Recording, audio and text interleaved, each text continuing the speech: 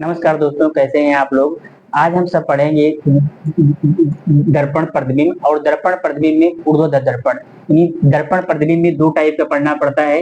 एक इस टाइप से दिया होगा, यानी ऊर्ध्वाधर, इसको कहा जाता है लंबवत दर्पण या ऊर्ध्वाधर दर्पण या वर्टिकल दर्पण। और एक पेपर में आता है क्षैतिज दर्पण। क्षैतिज दर्पण, क्षैतिज दर्पण का मतलब पट, और पट का इसको कहा जाता है हॉरिजॉन्टल। ओरिजेंटल। और इसको क्या कहा जाता है, वर्टिकल। तो आज हम जो सीखेंगे वो क्या पढ़ेंगे, सीखेंगे सिर्फ लंबवत दर्पण के बारे में सीखेंगे। लंबवत दर्पण में होता क्या है कि ऊपर और नीचे में कोई चेंजिंग नहीं होता है। जैसे हम मान लेते हैं ये डिस्टर है, इसके ऊपर और नीचे में कोई चेंजिंग नहीं होगा, सिर्फ इसके लेफ्ट और राइट में क्या होगा चेंजिंग होगा। जैसे जो बायां होगा वो दर्पण में दायां दिखाई देगा, और जो दायां होगा वो क्या होगा, बायां दिखाई देगा। लेकिन इसके ऊपर और नीचे में कोई चेंजिंग नहीं होता है। जैसे इसमें होता क्या है कि लंबवत दर्पण या ऊर्ध्वाधर दर्पण या वर्टिकल दर्पण में होता क्या है कि इसमें जो चेंजिंग होता है, ये जो चेंजिंग आती है वो बाएं लेफ्ट से राइट होती है। यानी लेफ्ट से राइट या राइट से लेफ्ट हो चेंजिंग होती है। लेकिन अपर से लोअर, यानी अपर से बॉटम, यानी ऊपर से नीचे में कोई चेंजिंग, ऊपर और नीचे में कोई चेंजिंग नहीं आती, नो चेंजिंग। यानी हम इसमें चेंजिंग किस में आती है, सिर्फ लेफ्ट का राइट हो जाएगा और राइट का क्या हो जाएगा, लेफ्ट। जैसे दिया है एक, ये घड़ी है और इसमें हम मान लेते हैं कि ये 12 है, और ये 1, ये 2, ये 3, 4, 5, 6, 7, 8, 9, 8, 9, 10, और ये क्या लिख दिए 11। तो इसमें ऊपर और नीचे इसमें कोई चेंजिंग नहीं आएगी, इसमें कोई चेंजिंग। चेंजिंग किस में आता है, लेफ्ट से राइट। यानी अगर घड़ी में 12 बज रहा है तो दर्पण में कितना दिखाई देगा, 1। अगर घड़ी में 10 बजा है तो दर्पण में कितना दिखाई देगा, यानी 10 का 2 ये हो जाएगा, 9 का ये हो जाएगा, 8 का ये, 7 का ये हो जाएगा। यानी जो चेंजिंग होता है वो लेफ्ट से राइट में होता है। यानी 12 और 6 में कोई चेंजिंग नहीं होगा। जैसे हम पूछें, जैसे हम आपसे पूछें कि एक घड़ी में 9 बजा है और लंबवत दर्पण में देखने पर कितना टाइम होगा, तो हमारा आंसर क्या होगा, 3। यानी 11 1 12, 10 2 12, और 9 3 12, 8 4 12, 7 5 12। यहाँ से हमें एक बात की पता चल गई कि वास्तविक समय, वास्तविक वास्तविक समय और दर्पण समय, दर्पण समय दोनों का जो जोड़ होता है वो क्या होता है, 12। यानी जो वास्तविक समय, यानी वास्तविक जो दर्पण का जो वास्तविक समय होता है, यानी वास्तविक समय और दर्पण का समय, इन दोनों का जो जोड़ होता है वो क्या होता है, 12। जैसे अगर घड़ी में 1 बज रहा है तो दर्पण में देखेंगे, इन लंबवत दर्पण में देखेंगे तो हमें कितना टाइम दिखाई देगा, 11।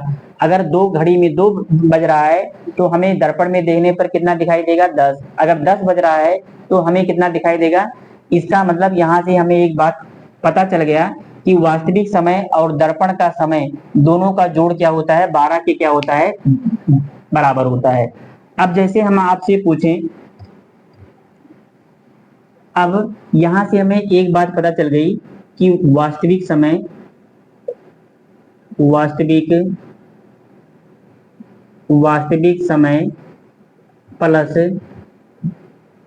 दर्पण प्रतिबिंब का समय, दर्पण प्रतिबिंब का समय, इन दोनों का जो जोड़ होता है वो क्या होता है, 12 होता है। यानी रियल टाइम और मिरर इमेज टाइम, इन दोनों का जो जोड़ होता है वो क्या क्या होता है, 12। जैसे हम आपसे कह दें कि एक घड़ी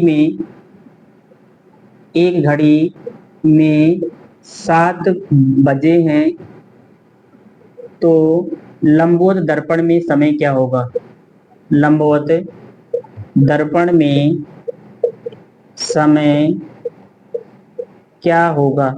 तो इसको पेन से लगाने की कोई जरूरत नहीं है, इसका मतलब कि साथ में क्या जोड़ दें कि 12 हो जाए। क्यों? क्योंकि ये वास्तविक समय है, और वास्तविक समय और दर्पण प्रतिबिंब का समय दोनों का जोड़ क्या होता है, 12 होता है। इसका मतलब साथ में क्या जोड़ दें कि 12 हो जाए, तो हमारा आंसर क्या होगा, 5 बजे। इसका मतलब कि अगर किसी घड़ी में 7 बजा है, तो हम लंबवत दर्पण में अगर उसको देखेंगे तो हमें कितना टाइम दिखाई देगा, 5 बजे। अब यहाँ दिया गया है, अब यहां से हम एक चीज हम यही सीखेंगे कि इसमें 3 टाइप का सवाल आता है। या तो घंटा दिया हो, एक में घंटा और मिनट दिया होगा,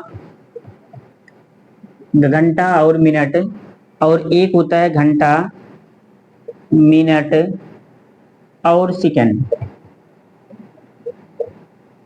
हमें क्या पता है, हमें पता है कि वास्तविक समय और दर्पण का प्रतिबिंब का समय दोनों का जोड़ क्या होता है, 12। अगर सिर्फ घंटा दिया होगा तो उसमें हम क्या करेंगे, 12 में जैसे हम लिख दें 9 बज रहा हो, तो दर्पण प्रतिबिंब कितना होगा, तो 12 में से हम 9 को क्या करेंगे, घटा देंगे। इसका मतलब कि जो दर्पण का जो समय होगा, दर्पण प्रतिबिंब का समय जो होगा वो क्या होगा, 3 बजे हमें दिखाई देगा। यानी जब घंटा दिया रहे तो 12 में से हमें क्या करना है, जो टाइम दिया हो उसको हम क्या करें, घटा दें।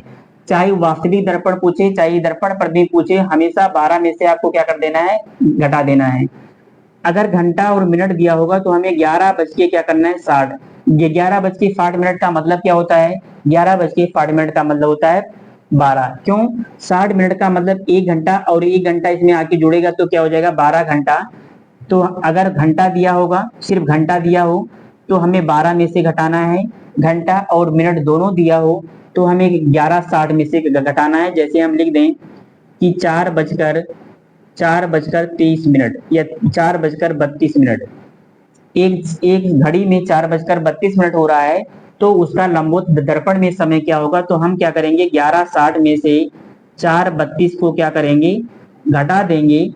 तो ये क्या हो जाएगा, 8, और ये हो जाएगा 2, और ये हो जाएगा 7। इसका मतलब 7:28 मिनट हमारा क्या होगा, आंसर। अगर घंटा, मिनट और सेकंड तीनों दिया हो तो हम क्या करते हैं, 11:61 मिनट और 60 सेकंड में से हम क्या करेंगे, घटा देंगे। और इसका मतलब भी 12 ही है। 60 सेकंड का मतलब 1 मिनट, और 1 मिनट इसमें आके जुड़ेगा तो कितना हो जाएगा, 60 मिनट हो जाएगा। 60 मिनट का मतलब 1 घंटा, और 1 घंटा इसमें आके जुड़ेगा तो कितना हो जाएगा, 12। यानी 12 घंटे इसमें भी।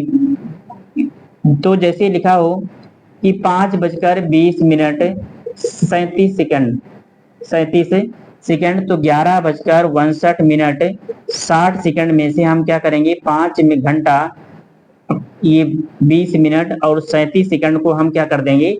अगर किसी घड़ी में 5:20 मिनट 37 सेकंड हो रहा है, तो जो हमारा जो दर्पण प्रतिबिंब होगा उसको हम क्या करेंगे, इसमें से घटा देंगे। ये कितना होगा, 3, ये हो जाएगा 2, और ये कितना हो जाएगा, 9, और ये 3, और ये 6। इसका मतलब 6:39 मिनट 23 सेकंड क्या होगा, हमारा आंसर होगा। अब जैसे दिया है 12:15 मिनट, अब ये 11:60 मिनट से तो ये घटेगा ही नहीं, तो हम क्या करेंगे, 12:15 मिनट का मतलब होता है 00:15 मिनट। यानी जब 12 बजता है तो उसको हम क्या मारते हैं, 00। जैसे स्टेशन पे जो घड़ियां लगी होती हैं उसमें आप 12 नहीं देखे होंगे कि 12:15 मिनट, यानी 00:15, 00:20 इस टाइप से लिखा होता है। तो जब 12:15 मिनट लिखा रही तो ये 11:60 में फिर तो घटेगा ही नहीं, क्योंकि 11:60 पे ये बड़ी संख्या है। तो हम क्या करेंगे कि 12 को हम 00 कर लेंगे। अब इसको घटाएंगे तो ये क्या हो जाएगा, 5, और ये हो जाएगा 4, और ये हो जाएगा 11। इसका मतलब कि अगर किसी घड़ी में 12:15 मिनट हो रहा है तो जो दर्पण प्रतिबिंब होगा वो 11 क्या होगा, 45 मिनट। अब ये 14:20 मिनट दिया है, इसका मतलब कि ये 2:20 मिनट है। जैसे अगर 15:40 मिनट लिखा होता, जैसे लिख दें कि 15:40 मिनट, इसका मतलब कि 12 3 15, इसका मतलब 3:40 मिनट हो रहा है। तो 14:20 दिया गया है, इसका मतलब 2:20 हुआ है। अब हम 11:60 में से 2:20 को क्या करेंगे, घटा देंगे, ये हो जाएगा 40 और ये हो जाएगा 9, इसका मतलब कि 9:40 क्या होगा हमारा आंसर। ऐसे 11:40 दिया है तो 11:60 में से 11:40 को हम क्या करेंगे, घटा देंगे, तो ये आएगा इतना और ये क्या आ जाएगा 00 और 00:20 का मतलब होता है 12:20। क्यों? क्योंकि अभी हमने आपको यहाँ बताया कि अगर कहीं 12 बजा लिखा होता हो तो उसको हम क्या लिखते हैं 00, तो ये 00:20 आ गया, इसका मतलब कि 12:20 हो रहा है। ये हमारा आंसर होगा।